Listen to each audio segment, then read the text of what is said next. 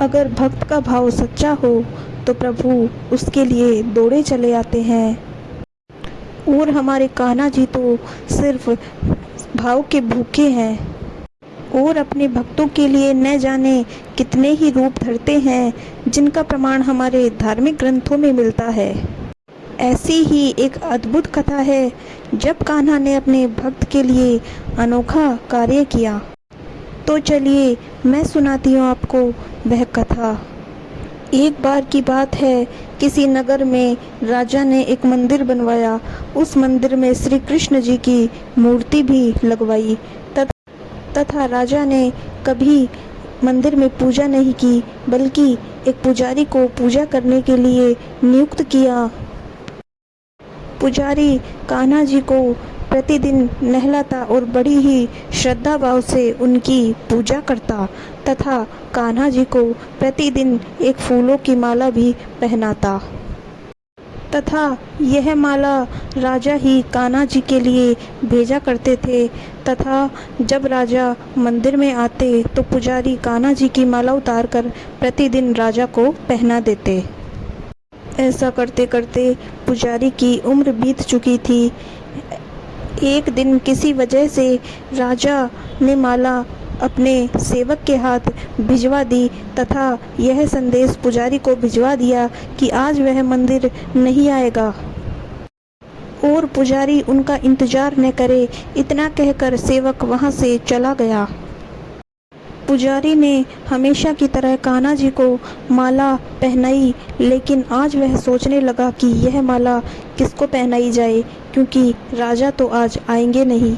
फिर पुजारी ने सोचा कि मैं कान्हा जी का इतने दिनों से, इतने सालों से, वर्षों से सेवा कर रहा हूँ, क्यों ना आज यह माला मैं ही पहन लूँ।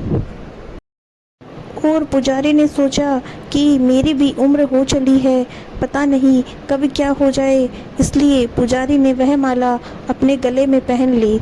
इतनी ही देर में सेवक मंदिर आया और उसने पुजारी को कहा कि राजा की सवारी मंदिर पहुंचने वाली है। राजा की सवारी आने की बात जब पुजारी को पता चली तो वह बहुत ही डर गया। उसने सोचा कि राजा तो उसे मरवा ही डालेंगे। उसने जल्दबाजी में अपनी माला उतारकर फिर से कन्हैया जी को पहना दी और जब राजा मंदिर के अंदर आए तो उन्होंने वही माला उतारकर राजा को पहना दी। लेकिन राजा को माला में एक सफ़ेद बाल दिखा तो वह समझ गए थे कि यह माला तो पुजारी जी ने पहनी थी। राजा को बहुत क्रोध आया और उन्होंने पुजारी को कहा कि माला में सफ़ेद बाल कहाँ से आ गया। तब पुजारी ने कहा कि यह बाल तो कन्हैया का है। ये सब सुनकर तो राजा और भी क्रोधित हो उठे और उन्होंने कहा कि कान्हा तो भगवान है, उनके बाल सफ़ेद कैसे हो सकते हैं।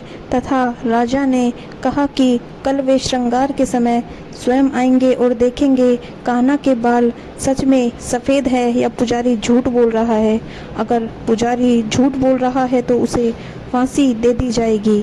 ये सब सुनकर पुजारी बहुत डर गया और वह कान्हा जी की शरण में गया कि हे प्रभु, आप ही मुझे बचा सकते हो, अन्यथा राजा मुझे मार डालेगा।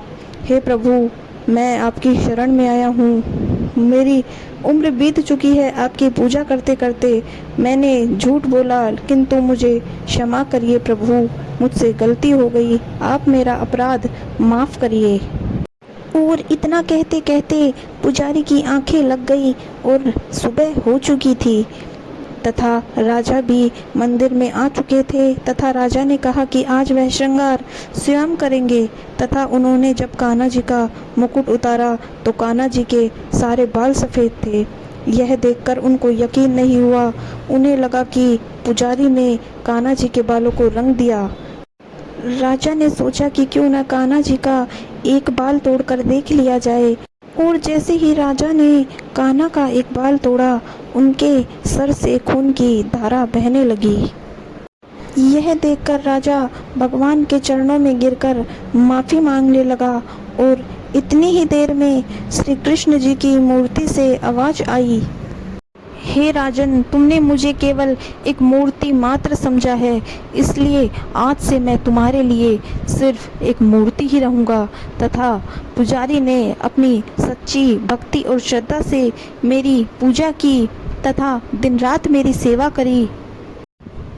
कन्हैया जी ने कहा कि भक्ति में कभी संशय नहीं होना चाहिए, इसलिए उसकी अनन्य भक्ति को देखकर मुझे अपने बाल सफ़ेद करने पड़े।